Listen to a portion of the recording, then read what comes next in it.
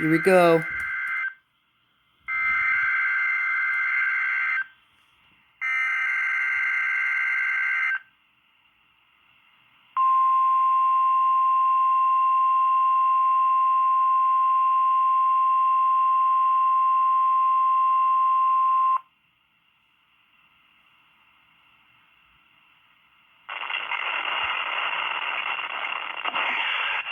The National Weather Service in Chanhassen, Minnesota has just activated the warning alarm on 13 weather radio stations across central and southern Minnesota and west central Wisconsin.